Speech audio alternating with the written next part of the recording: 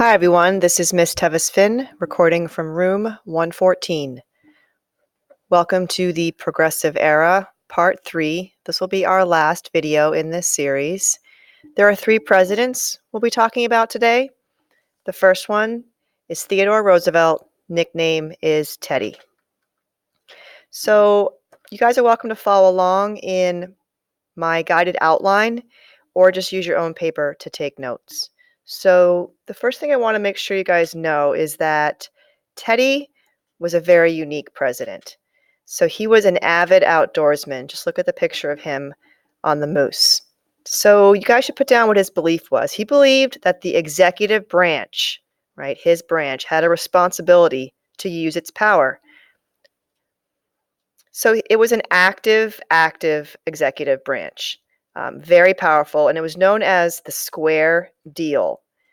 I'm going to show you a quote of where that term comes from, but he really tried to bridge the gap between the rich and the poor. And so in changing things, he was trying to, protect the common man. And here's his quote. So where does the square deal come from? He believes that every man is entitled, to the same opportunities.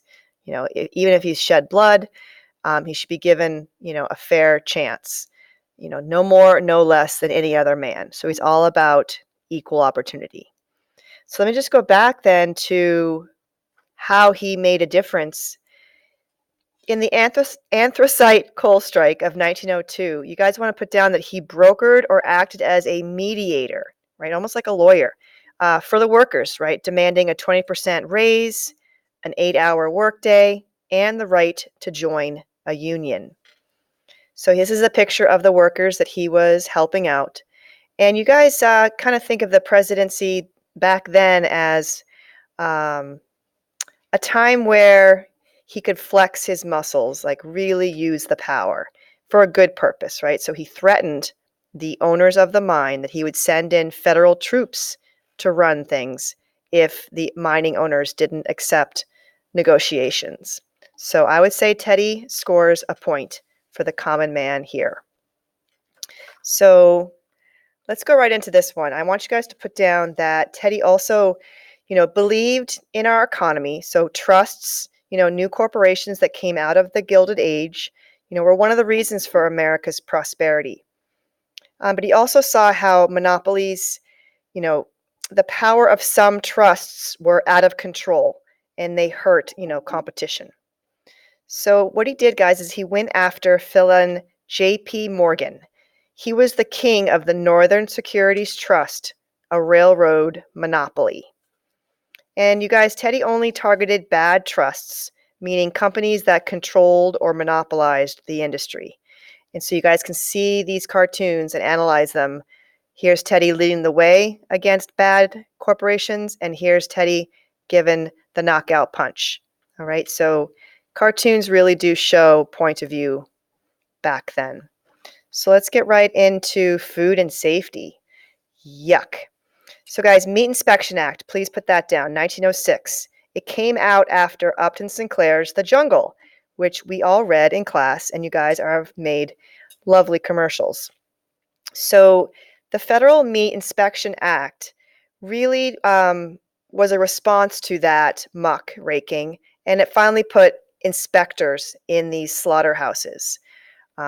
So, cleaning things up, like more sanitation. So guys, here's a cool picture of the logo. And so you guys should just know that this agency began, during the Civil War with President Lincoln, but it really got re-energized. You guys can put down the Y there. Re-energized by muckrakers like Sinclair. And so it really increased their watch on quality and safety of food consumed in the U.S. And then just a takeaway, guys, put down the what, is that the Pure Food and Drug Act was this new law that regulated things like milk pasteurization, meat inspection, and even began a new system to check foods that came across state lines. All right, so lots for USDA there. Just, another lovely picture of somebody making sausage, but You guys know from the jungle how it was made in the past. So just a final note is the chemists were hired by the USDA, and they called for stronger sanitation laws, and they banned the sprucing, right, of old food to make it into new. So you guys should know that the jungle ingredients that you put in your commercials were now illegal. Moving on. Who is checking what you eat? I just thought I would ask you guys to write down one of these that stands out.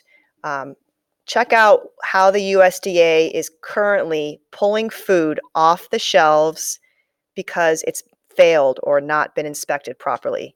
So check out, raw poultry, I don't know if you guys know, can give you salmonella, and that is a terrible disease. Down here, we've got chicken that could have E. coli. I don't know if you guys know, but E. coli is spread by fecal matter. And look at down here, there's misbranded or not labeled correctly, and there was MSG in some sausage.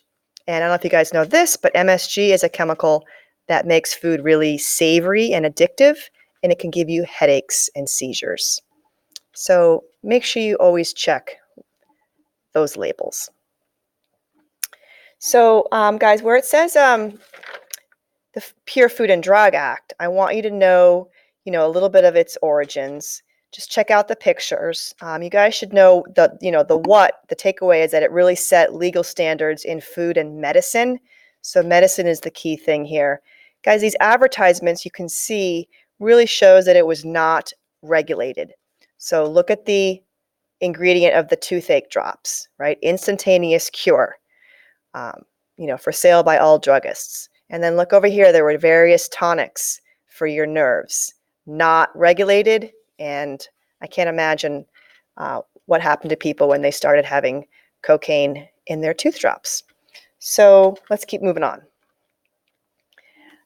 Last but not least, guys, Teddy Roosevelt was really big into conservation. So just a reminder, he was an outdoorsman. He's really competitive as well. And he believed, guys, that land needed protection. So he increased our national parks. Yellowstone, guys, was started as the first national park way back in 1872. So Teddy, guys, established two during his presidency, one in Colorado and one in Oregon. And I'll show you pictures of those. But you guys should also put down his belief. He believed in applying the same scientific standards to forestry and resource management that others were applying to managing cities and business. Okay, he believed the best way to conserve and protect was not to sell. Instead, he added more than 100 million acres to the protected national forest, and federal wildlife reservations were also increased. So Teddy scores another point there. Here's a great quote from Teddy Roosevelt, and I think it sort of rings true with today's reform for climate change, right? And think about Greta's speech, the 16-year-old that came from Sweden. So this quote says it all. Here's Mesa Verde in Colorado. Thank you, Teddy. And wow, here is Crater Lake in Oregon. So let's move on to our second president of the Progressive Era, William Howard Taft. So, an interesting fact is his size. We shouldn't judge him based on his size, but he did have a special, bathtub put in the White House. He did get stuck in his old one, so I kind of feel bad for him. But he was a good guy. So, let's see what he actually did. So put down, guys, that he continued the policies of Teddy Roosevelt. So he continued trust busting. And because of his personality and size, he was asked sometimes to, quote, sit on the lid of tough issues. So that just means his presence was needed to get things done. So go Taft. So, there's your fun fact. There's the 4 grown men in Taft's bathtub. All right. Trust busting, though, remember I just had mentioned that he's continuing it. So guys, please look at this cartoon and how the monopolies are portrayed as, growing out of control in their size. So he goes after them. This is a really good image to highlight his legacy. So he was a huge proponent to end child labor. Okay, and so he set up what's called the Children's Bureau. You guys should know that that was in the Department of Labor, and it still exists today, right? So put down that it deals with issues such as child abuse, adoption, and foster care. So go Taft. Here is one not as exciting as maybe ending child labor or his huge bathtub, but guys, it was an amendment to our Constitution, and it was a big milestone for our country. So it's the 16th Amendment, put that down, and it's federal income tax. And why is this a big deal? Okay, guys, tax rates today are, in the 35% range about. So, but back then it wasn't done, right? So it was pretty radical or revolutionary to ask citizens for part of their income. So it did help, guys, put down increased revenue for the government. And rates, you guys, started as low as 5%. And I have a cartoon to show that, people are resisting the idea of tax. Everyone divvy up, right? And then they're all, throwing the money into the mouth. So people were against it. For an amendment to be added to the Constitution, Taft had to get a lot of congressional support. So go Taft. The money is now used to run the government. All right, guys. Here's our last guy, Wilson, and he's shown in our movie Iron-Jawed Angels. So kind of looks alike the actor. I want you guys to know that his presidency had also a name, and it was called the New Freedom. So you guys should know his presidency is during World War I, which will be our next unit. Okay, so his presidency is called the New Freedom, and put down that he was unique. He was the president over here on the left of Princeton University, pretty prestigious, and he's also one of the only presidents to remarry. That's his second wife. Yes, they both had their spouses die, so they're widowers. But it still was kind of seen as a scandal for him to marry in less than a year after his wife died. And this is not as exciting, but again, here's Wilson in the papers. So you guys should know that some of the stuff from Wilson's presidency really does affect your life, especially as you guys become grown-ups and have to work. So you guys should put down that the Federal Reserve Act was established. And so the Federal Reserve System is really a central bank. So you guys can put down its nickname, the Fed, and the what is important, that it's a centralized bank, so it's on the federal level. And guys, it controls interest rates. So you should be able to hear that in the news when the Fed increases or lowers interest rates. And guys, that affects, your loans, how much you have to pay back. So, the currency gets regulated, supply, demand, and the banking system finally has, an agency to take care of it. And guys, the why. Why do we need the Fed? The Gilded Age, right, saw unprecedented accumulation of wealth, right? Think Rockefeller, J.P. Morgan. So there were no safeguards in place. So, I would say score one for good old Wilson. So again, think about how Teddy started the trust busting. He also so this is Wilson passing the Clayton Antitrust Act.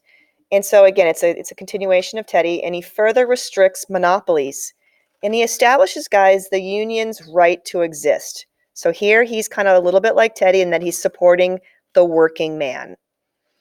And lastly, guys, he set up the Federal Trade Commission. You'll hear it mentioned in the news as the FTC. So it was, another federal agency, and it was sorely needed, right, with the Gilded Age and all the obscene wealth. And it became a watchdog and prosecutor of corporations. So it could go after and try to prevent unfair monopolies, and it just kind of oversaw the economy. Last, but definitely now very important, is the legacy of the Progressive Era. So I have shown here 5 pictures. I want you to pause this and really pick one that you think, represents the greatest legacy of the Progressive Era. I want you to write down 2 reasons why you picked it. Here we have child labor, women's suffrage, the slaughterhouses, and workers trying to go on strike for their rights, so unions. So this is Miss Tev signing off. I want you guys to do a good job with this video.